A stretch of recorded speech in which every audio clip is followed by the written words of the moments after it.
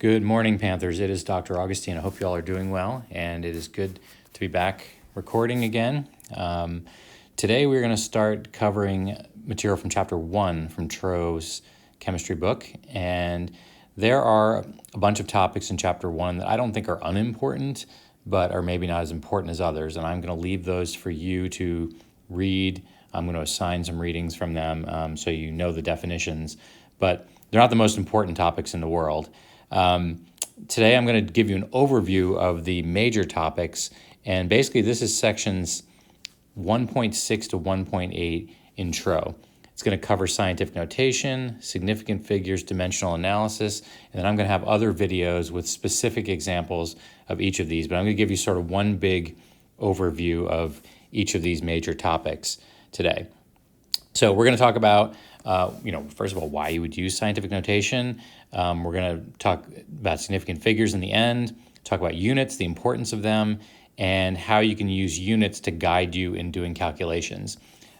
Arguably, this is the most important thing you can learn in this chapter is dimensional analysis. We're going to use it over and over and over and over again throughout the entire semester, throughout the second semester. And if you go on in chemistry, you'll need to know how to do this, get fluent in this topic. And if you take other STEM classes like physics or engineering or calculus or anything, any of those courses require a knowledge of how to do dimensional analysis as well. So I'm going to introduce it to you today, and then there'll be another video on sort of more specifics about how to do it. Okay, so we're going to start with numbers, large and small. There's very big numbers in chemistry, and there's some very small numbers in chemistry. An example of a very big number would be how many atoms are there in the computer that you are holding? Okay, I don't care what size computer you have, there are a ton of atoms in that computer, probably 10 to the 23, 10 to the 24, 10 to the 25. I haven't actually done this calculation, but there is a massive number of atoms in an object that you can hold in your hand. So that's going to be a really, really large number of atoms. On the flip side, really small numbers that we have in chemistry are things like what is the distance between those atoms in meters, or how much does an electron weigh, or something like that. Those are going to be really, really tiny numbers. So we have numbers very, very big and very small in chemistry, and because of that, we use scientific notation. We use a way of expressing those large and small numbers in a compact form that everyone understands what they mean. So rather than talking about specific chemistry things, I want to give you an example of how these numbers can be used in a more everyday thing. Now, this may not be your everyday experience, but these are actual banknotes from the country of Zimbabwe, okay? And it's a little bit hard to see probably, but this is from 2007. This one is from April 2nd, 2008, and this one is also from 2008. So these are banknotes from Zimbabwe. For those of you who are not familiar with your African geography, Africa looks sort of like this. Okay, it's a pretty bad drawing of Africa. There's another island off here. South Africa is at the bottom of Africa. There's Mozambique over here, and then Zimbabwe is above South Africa. Now, I happened to live in South Africa in 2008, right about when all these banknotes were coming out. And if you want to find out about a topic called hyperinflation, you can Google Zimbabwe hyperinflation, and you can learn about what happens when your country starts printing more and more money. So these are real banknotes. I scanned them. And so you can see in 2007, and by the way, each of these would buy approximately a loaf of bread or dinner maybe at a restaurant. Okay, so in 2007, about 1,000 Zimbabwe dollars would buy you a meal. Okay, 1,000's not a terribly big number to deal with, so you could just write 1,000 down, and that, no problem, right? 1,000. Well, fast forward a couple of months and into 2008, and now that same meal is going to cost you $50 million. Okay, this starts getting a little bit inconvenient to write on a regular basis. So you can see if we put the commas after every three zeros, this starts getting to be an uncomfortable number. And suppose you have to make change for that number. Well, that starts getting pretty complicated as well. So there's a more compact form of this number that we can write, and we can write 5.00 times 10 to the, and then what we do is we count from the decimal place over 1, 2, 3, 4, 5, 6, 7, 10 to the 7. So 5.00 times 10 to the 7 is another way of expressing $50 million. Now look, some of you might already know something about this topic, and you might be saying, well, wait a minute, why is it 5.00? Why is it not 5.00000? We'll get into that in a little while. Okay, but just for now, I'm just gonna have two numbers after this decimal place. And the significant figure, people are gonna get nervous about this, but just to make this little discussion a little bit easier, we're just gonna stick it as two numbers after the decimal place. All right, so 5.00 times 10 to the 7 represents $50 million. Fast forward a couple of months, and now that same meal is going to cost you $20 billion. Okay, so this is a lot of money, right? But it actually isn't a lot of money. It's the same, it buys you the same amount of stuff, still buys you a meal. $20 billion by about mid-2008. And if we want to write this in a more compact form, we're going to go 1, 2, 3, 4, 5, 6, 7, 8, 9, 10.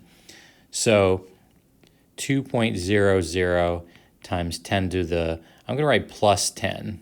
You don't have to write 10 to the plus 10, but with smaller numbers, we're going to put in minus 10 next to it.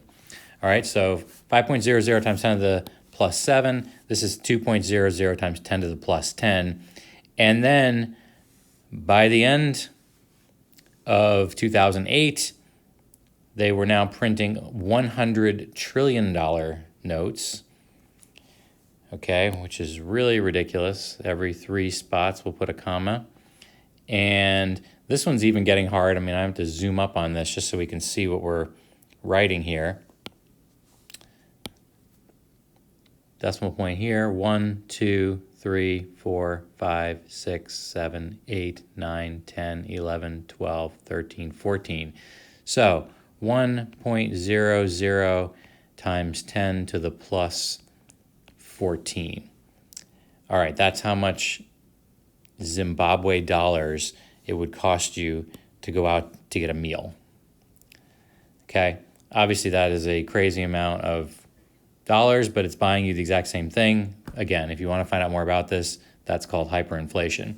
But what you note is that really big number, $100 trillion, is much easier to write as 1.00 times 10 to the plus 14. You don't have to write out all these zeros, in other words. Okay? So scientific notation allows us to write in a more compact form a really big number. Likewise, if we have a small number, like let's say the mass of an atom, that's something like, this is not exactly the right mass, but let's just say it's something like 10 to the minus 31 grams. Okay, so this allows us to write very small numbers. Now, that's a really small number to pick, so let's just pick one that's a little bit small, a little bit bigger than that. Something like 0.000362, and we do the same trick. We count from the decimal place over to the right, 1, 2, 3, 4. So we write this as 3.62 times 10 to the minus 4. Okay, so we always start from the decimal. We always start at the decimal point here, decimal point here, decimal point here, and decimal point here. We always start at the decimal, and we count how many spaces over it takes to get to the first digit. So in this case, it's 1, 2, 3, 4. And if we're going to the right, we put a -4. If we are going to the left, 14 spaces over, we put a plus sign, or you can, by convention, just leave it off. You can just say 1.00 times 10 to the 14. Okay? But you do need a negative sign when you're going to the right. All right, so that's our way of expressing numbers in scientific notation. It's a convenient method. It's a much cleaner, much easier than writing all these leading zeros and all these zeros after after the decimal. And a big number like 100 trillion or a small number like 10 to the minus 31, you would not want to put 31 zeros and then write a 1 next to it. Okay? So scientific notation we're going to use extensively. Now let's take a look at a word problem, and I'm going to give you a chance to do a little calculation and do a little estimate. And the question I'm going to ask is, and by the way, we call these order of magnitude calculations. That's what the book refers to it, or sometimes it's called a back of the envelope calculation. Physicists love doing these sorts of things. How far is it from this star to this star, and how much fuel would it take to do that? So we're going to say, how many gallons of gasoline are consumed in 1 year in the United States by automobiles, SUVs, and light trucks? In other words, if people live in your neighborhood, the types of vehicles that they own, how much gasoline is consumed just in the United States? And we want to get a sense for the order of magnitude of this. And what the order of magnitude is that number right there, the exponent. The order of magnitude of this $20 billion is 10. The order of magnitude of this $100 trillion is 14. And this number right here is 10 to the minus 4. Okay? So we're going to try to get a sense of the order of magnitude of how many gallons of gasoline are consumed by personal vehicles in 1 year. So this would be a good time to stop this video, and why don't you just do a calculation, write down the assumptions that you make. I'm not giving any more information than this, and we'll come back in a couple of minutes and we'll see just how much it actually takes. Welcome back, Panthers. We are back. We are going to take a look at how much gasoline is consumed in the United States by personal vehicles.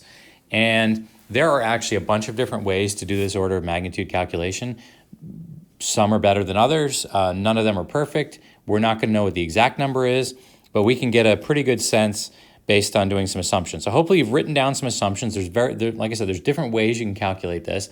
I'm going to do this based on population. Okay, and population is not necessarily the best way to do it, but it's a decent way to do it. So what I did was, if you noticed on the prior screen, there was a link. You can actually go to the census webpage and you can look up what the population is, called the population clock. You can look up at any time and find out what the population of the United States is. It turns out that right now it is about 330 million people. All right, and we would write that 330, something like that. That would be 330 million people. If you look at the population clock, it actually has numbers. It has numbers all the way across here, and this last digit is changing slowly. Okay, but this is close enough for our calculation. All right, so we want to write this in scientific notation because that's going to be a pain to write over and over again. So we have the decimal here. We go 1, 2, 3, 4, 5, 6, 7, 8. So 3.30 times 10 to the 8 people live in the United States. That's our population. All right, and the way I'm going to do this calculation is I'm going to say population leads to number of households. Number of households leads to number of vehicles. And then number of vehicles is going to figure out the amount of miles driven per vehicle.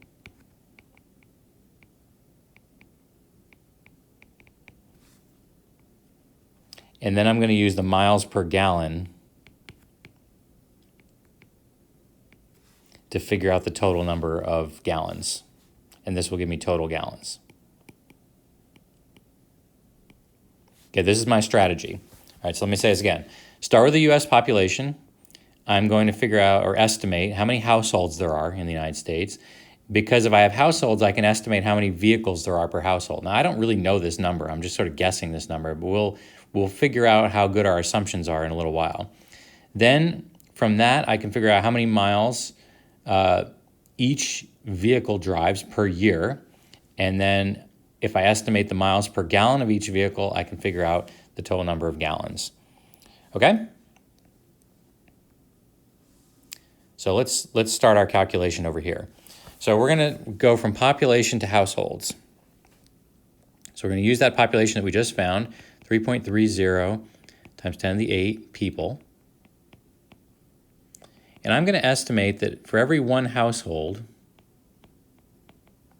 there are 3.2 people in each house. And we'll talk about our assumptions here in a couple minutes. All right, now, I am writing down, after each number that I write down, you're going to notice I'm going to write down the units. This is really important. This technique that we're doing is called dimensional analysis.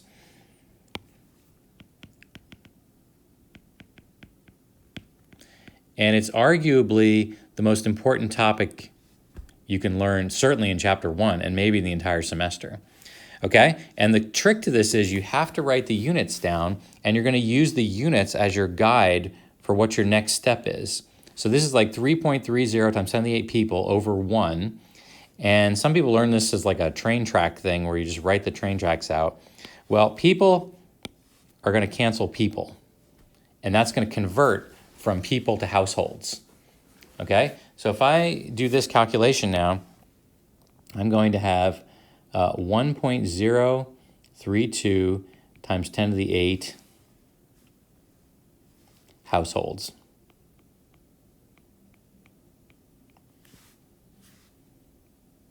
All right, 1.032 times 10 to the 8 households. Again, those of you who know something about this might be saying, why are you writing 4 here or whatever? I'm gonna write some numbers down, and then I'm gonna correct my mistakes later, and we will get a little bit better estimate. Okay, so right now, don't worry about this number I'm putting here, except I'm putting enough digits on here so that I can do rounding at the end. All right, I'm carrying an extra decimal. Okay, so that's how many households we have. So now that I have households, I want to find the number of vehicles. So I'm going to start with 1.032 times 10 to the 8 households. And I'm going to say that there are 2 vehicles for every 1 household.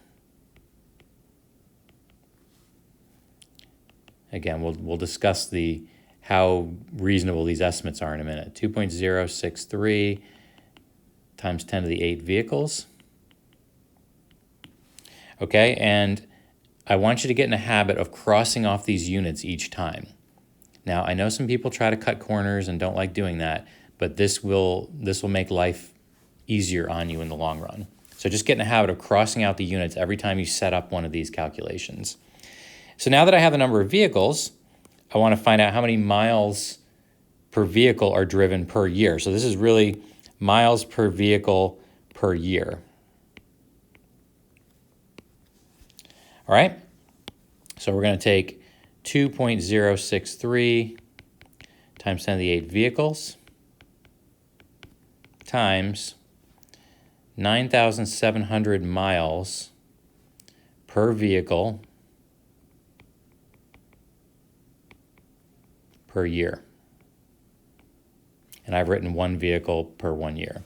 Okay, whenever you say per, like miles per hour, that means something divided by something, right? So crossing off units, vehicle is going to cancel vehicle, and it's going to leave me miles per year. So this is going to be equal to 2.001 times 10 to the 12 miles. It's really miles driven per year. Okay, so I have miles per year, and if I have miles per gallon, I can find the total gallons. So 2.001 times 10 to the 12 miles per year times 1 gallon of gas for every 25 miles. Miles are going to cancel miles. And now the units that I have left over are gallons per year. So you see whatever's not crossed off, those are the units that I have left over. So I have gallons per year, and that is going to be equal to 8.003 times 10 to the 10 gallons per year.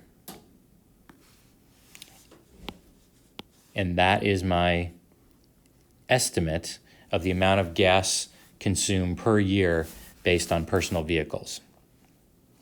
All right, it's a lot, it's a big number. let's talk about this a little more, and let's talk about these estimates a little more and where the heck these numbers came from. So basically, in each one of these cases, this factor right here is a conversion factor. This is what's allowing me to change from one unit into another. Okay, so really important point whenever you do these calculations is you have to identify an appropriate conversion factor, lets you switch from one unit to another. So in this first case, I'm switching from people to households. How do I do that? I need some sort of conversion factor to do that. This one I'm switching from households to vehicles. I need a conversion factor for that. Once you have the conversion factor, then you can cross off the units appropriately and you end up with a new set of units when all is said and done. Okay, now let's take a look at the assumptions that I've made. Because you might say, okay, well, this number probably is not right because these numbers are not right. So first, let's take a look at this first assumption. 3.2 people per household. Is that a reasonable estimate? Well, I don't know. It might be, I don't know. I don't know if it's on the high side or the low side. There's a lot of single families, so that would be too big a number. There's some families with large numbers of children or maybe elderly living with them. So I don't know. This may be a little bit too high. I'm not sure.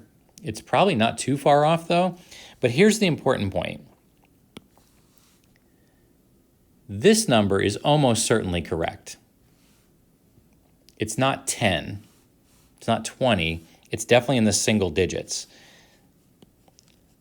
The second, so this number is reasonable. This number we don't know about. Okay, I don't know if that's correct. It could be 4, it could be 2. So what I'm doing is I'm estimating to one place different than the number that I know. In other words, the uncertainty in my measurement is in this second digit here. I know it's not 1. I also know it's not 6. Okay, 3 is probably a reasonable number, and then this is an estimate right here.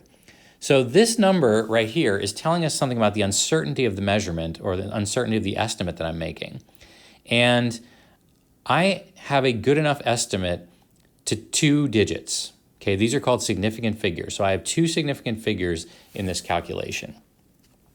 Now, when we do a calculation, the rules of significant figures say that when you multiply 2 numbers together, the answer cannot have more significant figures than the least number of significant figures in your calculation.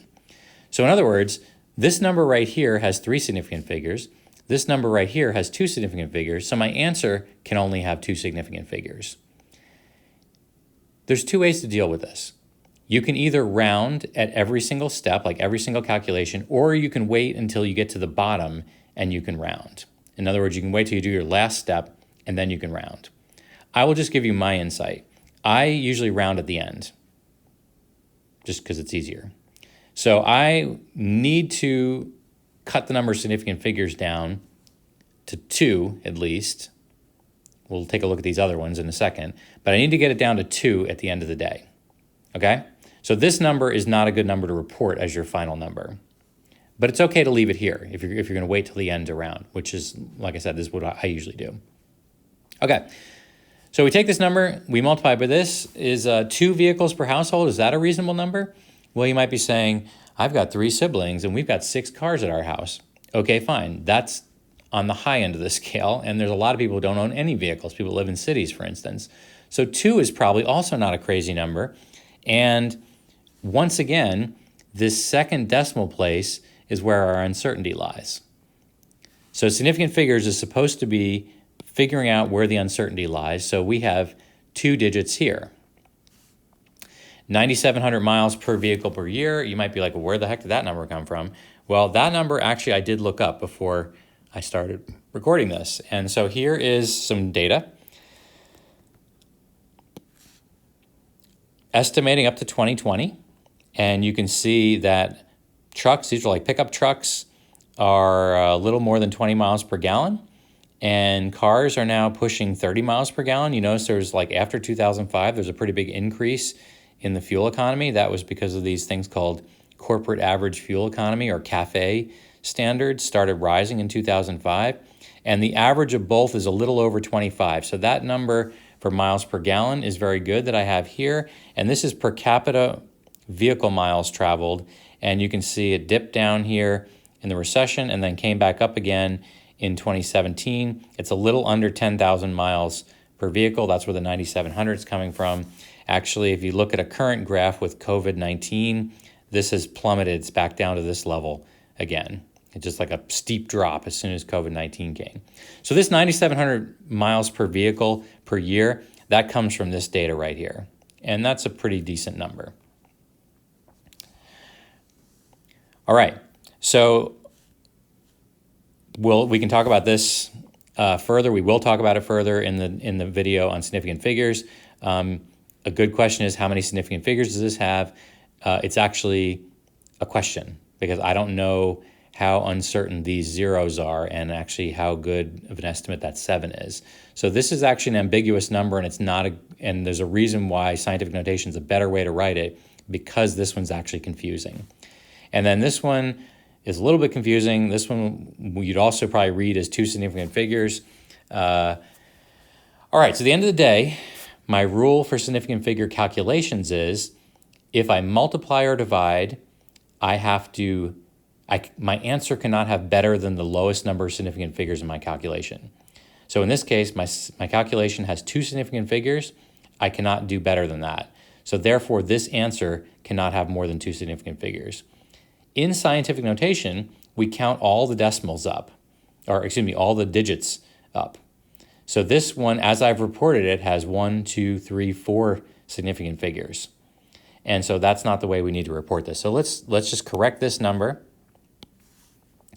to 2 significant figures. So 8.0 times 10 to the 10 gallons per year.